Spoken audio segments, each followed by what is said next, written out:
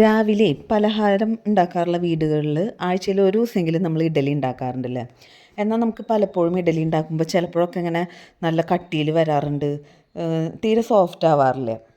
അപ്പം നല്ല സോഫ്റ്റ് ഇഡ്ഡലി ഉണ്ടാക്കാനായിട്ട് ഞാനെങ്ങനെയാണ് അരി ഉഴുന്നും റേഷ്യോ എടുക്കണേന്നും എല്ലാം ഡീറ്റെയിൽ ആയിട്ട് പറഞ്ഞുതരാം കേട്ടോ. അപ്പോൾ ഇതുപോലും ചെയ്ത് നോക്ക്, എന്നിട്ട് ഇഡ്ഡലി സോഫ്റ്റ് ആയോ ഇല്ലയോ എന്നുള്ളതൊന്ന് കമൻറ്റ് ചെയ്യണം കേട്ടോ. ഇതിൻ്റെ മെഷർമെൻ്റ് എന്ന് പറഞ്ഞു കഴിഞ്ഞാൽ 250 ml കപ്പിലാണ് അളന്നെടുക്കണത്.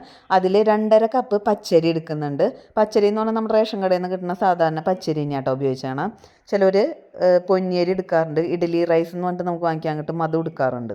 ഏതായാലും കുഴപ്പമില്ല. ഞാൻ 2.5 കപ്പ് അരി എടുത്തിട്ടുണ്ട്. അതിലേക്ക് 1 ടീസ്പൂൺ ഉലുവയും ചേർത്ത് നന്നായിട്ടൊന്ന് കഴുകി വേറെ പാത്രത്തിലേക്ക് മാറ്റിയെടുത്തിട്ടുണ്ട്. എന്നിട്ട് അതിൽ നിറച്ച് വെള്ളം ഒഴിച്ചിട്ട് ഒന്ന് കുതിരാൻ വെക്കുന്നുണ്ട്. ഏകദേശം ഒരു 8 മണിക്കൂറോളം ഞാൻ കുതിരാൻ വെക്കുന്നുണ്ട്. ഇതിപ്പോൾ രാവിലെയാണ് ഞാൻ ഇതൊക്കെ കഴുകിയെടുക്കുന്നത്. എന്നിട്ട് വൈകുന്നേരം ഒരു 5 മണി 5:30 സമയത്താണ് അത് അരയ്ക്കാൻ പോകണം. അപ്പോൾ നമ്മൾ രാവിലെ ഒരു 10 മണിയോടുകൂടെ ഇത് നമ്മൾ കഴുകി വെള്ളത്തിലിട്ടിട്ട് മൂടി വെച്ചിട്ടുണ്ട്. ഇനി നമ്മൾ അതേ കപ്പിൽ തന്നെ നേർപകുതി ഉഴുന്നാണ് അളവെടുത്താണ്. അതായത് അരി എടുത്തതിൻ്റെ നേർപകുതി ഉഴുന്ന്. അരി 2.5 കപ്പ് എടുത്താണ്. അപ്പോൾ 1.25 കപ്പ് നമ്മൾ ഉഴുന്ന് അളന്നെടുത്തുണ്ട്. അതും നമ്മൾ അരി എങ്ങനെയാണോ വെള്ളത്തിൽ കുതിർക്കാട്ട് അതുപോലെ തന്നെ 4-5 പ്രാവശ്യം കഴുകിയതിന് ശേഷം വേറൊരു പാത്രത്തിലിട്ട് നിറച്ച് വെള്ളം ഒഴിച്ചിട്ട് നമ്മൾ ഒരു 7 മണിക്കൂറോളം കുതിർക്കാനായിട്ട് മാറ്റി വെച്ചിട്ടുണ്ട്. ഉഴുന്ന് കുതിർക്കാൻ നമ്മൾ കുറച്ചധികം വെള്ളം ഒഴിച്ച് വെക്കുന്നുണ്ട് കേട്ടോ. കാരണം നമ്മൾ അരിയും ഉഴുന്നും അരച്ചെടുക്കുന്നത് ഈ ഉഴുന്ന് കുതിർക്കാട്ട വെള്ളം കൊണ്ടാണ്. അരി കുതിർക്കാട്ട വെള്ളം നമ്മൾ ഉപയോഗിക്കണില്ല അരയ്ക്കാനായിട്ട്. വേറൊരു കാര്യം ശ്രദ്ധിക്കാനുള്ളത്, നമ്മൾ അരയ്ക്കുന്നതിനും അരമണിക്കൂർ മുമ്പ് ഈ 2 പാത്രം ഫ്രീസറിൽ കയറ്റി തണുപ്പിച്ചെടുത്തിട്ടുണ്ട്. കാരണം ഉഴുന്ന് അരയ്ക്കുമ്പോൾ ഒട്ടും ചൂടാവാൻ പാടില്ല. ഗ്രൈൻഡറിൽ അരയ്ക്കണമെന്ന് വെച്ചാൽ കുഴപ്പമില്ല, മിക്സിയിൽ അരയ്ക്കുമ്പോൾ ഉഴുന്ന് ചൂടായി പോകാൻ പാടില്ല. അങ്ങനെയാണെന്ന് വെച്ചാൽ ചൂടായി കഴിഞ്ഞാൽ നമ്മുടെ മാവ് നന്നായി പൊന്തി കിട്ടില്ല. ആദ്യം നമ്മുടെ ഉഴുന്ന് മിക്സിയുടെ ജാറിലിട്ട് വളരെ കുറച്ച് മാത്രം വെള്ളം ഒഴിച്ചിട്ട് നന്നായിട്ട് ഫൈനായിട്ട് അരച്ചെടുത്തിട്ടുണ്ട്. പ്രത്യേകം ശ്രദ്ധിക്കണം, അതൊട്ടും ചൂടാകാൻ പാടില്ല. ചൂടാകാൻ തോന്നിക്കഴിഞ്ഞാൽ നമ്മൾ 1-2 ഐസ് ക്യൂബ് ഇട്ടിട്ട് ഒന്ന് അടിച്ചെടുത്താൽ മതി. എന്നിട്ട് അത് നമ്മൾ വേറെ പാത്രത്തിലേക്ക് മാറ്റി. കണ്ട വെള്ളം കുറച്ച് മാത്രമേ ചേർത്തിട്ടുള്ളൂ, നല്ല കട്ടിയുണ്ട് മാവിന്. അത് കഴിഞ്ഞ് അതേ മിക്സിയുടെ ജാറിലേക്ക് തന്നെ നമ്മൾ അരി കുതിർക്കാനിട്ടിരുന്നില്ലേ, ആ അരി ഇതിലേക്ക് മാറ്റിയിട്ട് ഉഴുന്ന് കുതിർത്ത വെള്ളം തന്നെ അതിലേക്ക് ഒഴിച്ച് നമ്മൾ നന്നായിട്ടൊന്ന് അരച്ചെടുക്കുക. ഇതും നല്ല ഫൈനായിട്ട് തന്നെ ഞാൻ അരച്ചെടുക്കാറുണ്ട് കേട്ടോ. അരി അരയ്ക്കുമ്പോൾ കുറച്ച് ചൂടായാലും വലിയ പ്രശ്നമില്ല, പക്ഷെ ചൂടാറിയതിന് ശേഷം മാത്രമേ ഉഴുന്നിലേക്ക് ചേർക്കാൻ പാടുള്ളൂ. ഈ അരി അരയ്ക്കണ കൂട്ടത്തിൽ നമ്മൾ 1 കപ്പ് അവൽ അത് നന്നായി ഒന്ന് കഴുകിയിട്ട് ഒന്ന് കുതിർക്കാൻ 2 മിനിറ്റ് മതി, പെട്ടെന്ന് തന്നെ കുതിർന്ന് കിട്ടും. എന്നിട്ട് നമ്മൾ ഈ അരിയുടെ കൂട്ടത്തിലിട്ട് നമ്മൾ അരച്ചെടുക്കുക ചെയ്യണം. ഇനി അവലില്ലെങ്കിൽ 1 കപ്പ് ചോറ് എടുത്താലും മതി. എന്നിട്ട് നന്നായിട്ടൊന്ന് അരച്ചെടുത്തിട്ടുണ്ട്. ഇത് അത്ര കട്ടിയിലല്ല, കുറച്ച് ലൂസായിട്ട് തന്നെ ഇരിക്കണം. എന്നാലും നമുക്ക് എത്ര കട്ടിയിൽ അരയ്ക്കാൻ പറ്റുമോ അത്രയും നല്ലത്. കാരണം ഇഡ്ഡലി ആയതുകൊണ്ട്. ദോശയാണെങ്കിൽ കുറച്ചും കൂടെ ലൂസായിട്ട് അരച്ചെടുക്കുന്നതായിരിക്കും നല്ലത്. എന്നിട്ട് നമ്മൾ നേരത്തെ ഉഴുന്നരച്ച് വെച്ചില്ലേ, അതിലേക്ക് ഈ അരി അരച്ചത് നമ്മൾ ചേർത്ത് കൊടുക്കുക. ലാസ്റ്റ് അരച്ചതിൻ്റെ ബാക്കി മിക്സിയിലുള്ളത് കുറച്ച് മാത്രം വെള്ളം ഒഴിച്ചിട്ട് മിക്സിയുടെ ജാറ് കഴുകിയിട്ട് അതിലേക്ക് ഒഴിച്ച് കൊടുക്കുന്നുണ്ട്. കുറച്ച് മാത്രം വെള്ളം ചേർക്കാൻ പാടുള്ളൂ കേട്ടോ. വെള്ളം കൂടിപ്പോയി കഴിഞ്ഞാൽ നമ്മുടെ ഇഡ്ഡലി ശരിയാവില്ല. എന്നിട്ട് ഇത് രണ്ടും കൈ കൊണ്ട് നന്നായിട്ടൊന്ന് മിക്സ് ചെയ്തെടുക്കണം. ഒരു 3-4 മിനിറ്റോളം കൈ കൊണ്ട് ഇങ്ങനെ തന്നെ മിക്സ് ചെയ്യണം. ഇതാണ് നമ്മുടെ മാവിനെ ശരിക്കും ഫെർമെൻറ്റ് ചെയ്യിക്കണത്. അത് കൈ തന്നെ യൂസ് ചെയ്യണം കേട്ടോ. കൈയിലോണ്ട് യൂസ് ചെയ്താലൊന്നും മാവ് നന്നായിട്ടൊന്ന് ഫെർമെൻറ്റായി കിട്ടില്ല. അപ്പോൾ കൈ കൊണ്ട് തന്നെ നന്നായിട്ട് ഇതുപോലെ നന്നായിട്ട് മിക്സ് ചെയ്ത് കൊടുക്കുക. ഈ മിക്സിങ്ങിലാണ് ശരിക്കും മാവിൻ്റെ ഫെർമെൻറ്റേഷൻ ഇരിക്കുന്നത്. നമ്മുടെ കയ്യിലെ നല്ല ബാക്ടീരിയകളൊക്കെ ഈ മാവിനെ ഫെർമെൻറ്റ് ചെയ്യിക്കാൻ സഹായിക്കുന്നുണ്ടെന്നാണ് പറയണത്. അപ്പോൾ ഇവിടെ മാവ് അധികമുള്ള കാരണം ഞാൻ കുറച്ച് വേറെ പാത്രത്തിലേക്കും കൂടെ മാറ്റി വയ്ക്കുന്നുണ്ട്. ഇല്ലെങ്കിൽ രാവിലെ ആകുമ്പോഴേക്കും അതിൽ നിന്നെല്ലാം പതഞ്ഞ് പൊങ്ങി പുറത്തേക്ക് വരും. ഇപ്പോൾ ഏകദേശം സമയം 5 മണിയൊക്കെ കഴിഞ്ഞിട്ടുണ്ട് കേട്ടോ. രാവിലെ വെള്ളത്തിലിട്ട് കുതിർത്തത് വൈകിട്ട് അരച്ചെടുത്തു. ഇനി ഓവർനൈറ്റ് ഇത് നമ്മൾ ഇങ്ങനെ തന്നെ പുറത്ത് വയ്ക്കുക ചെയ്യണം. പിറ്റേ ദിവസം രാവിലെ ഇപ്പോൾ നോക്കിയപ്പോൾ കണ്ടില്ലേ, നമ്മുടെ മാവൊക്കെ നന്നായിട്ട് പൊന്തി വന്നിട്ടുണ്ട് കേട്ടോ.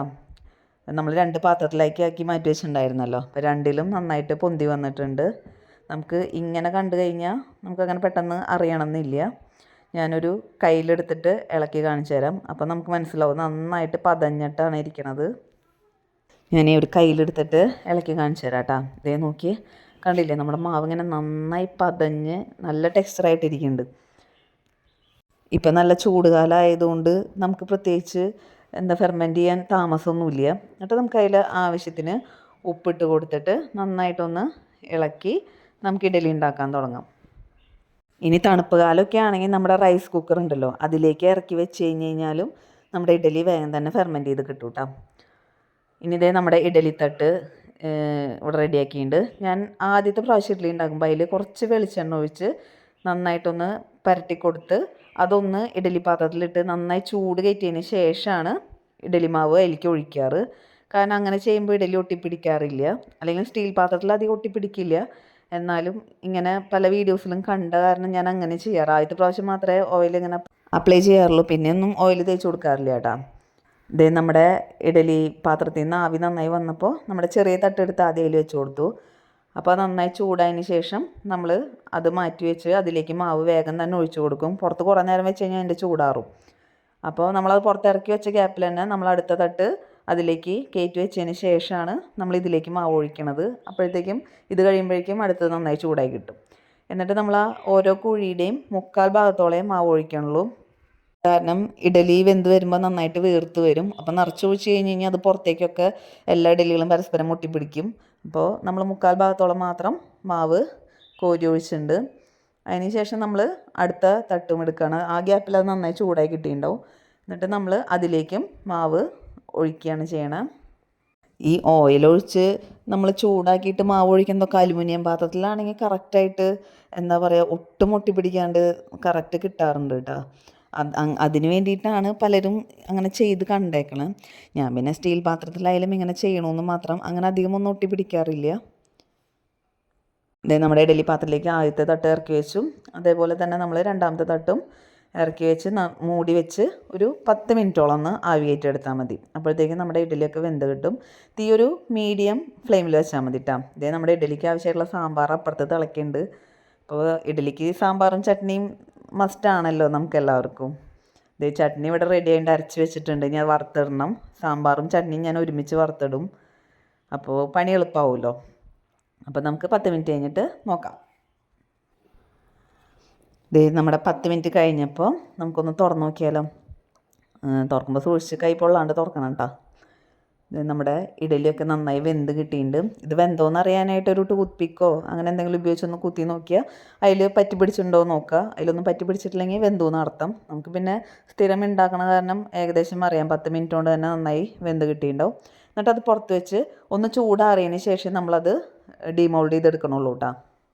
നമ്മളിത് പുറത്തിറക്കുമ്പോൾ തന്നെ അതിലേക്ക് കുറച്ചൊന്ന് വെള്ളം തളിച്ച് കൊടുത്തു കഴിഞ്ഞാൽ അതിൻ്റെ അരിക് വേഗം ഡ്രൈ ആയി പോകുന്നത് ഒഴിവാക്കാം. അപ്പം നമുക്ക് സുഖമായിട്ട് അത് വിട്ട് കിട്ടാവുന്നേ ഉള്ളൂ. നമുക്ക് എടുക്കുമ്പോൾ ഈസി ആയിട്ട് കിട്ടും. സാധാരണ അരികാണ് ആദ്യം ഡ്രൈ ആവുക. അപ്പോൾ നമുക്ക് എടുക്കാൻ അരികൊക്കെ ഒട്ടിപ്പിടിക്കാൻ ചാൻസ് ഉണ്ട്. അപ്പോൾ അത് ഒഴിവാക്കാനായിട്ട് വേണമെങ്കിൽ കുറേശ്ശെ ഒന്ന് വെള്ളം തളിച്ച് കൊടുക്കാം. ഞാനൊന്നും ചെയ്തില്ല.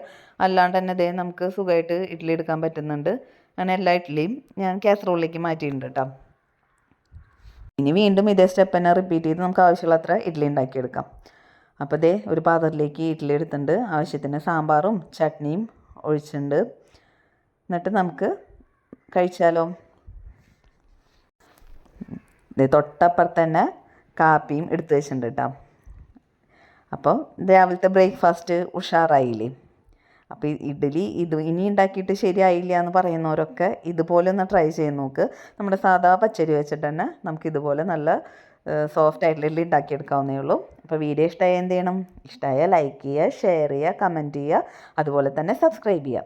നമുക്ക് അടുത്ത വീഡിയോ കാണാം. താങ്ക്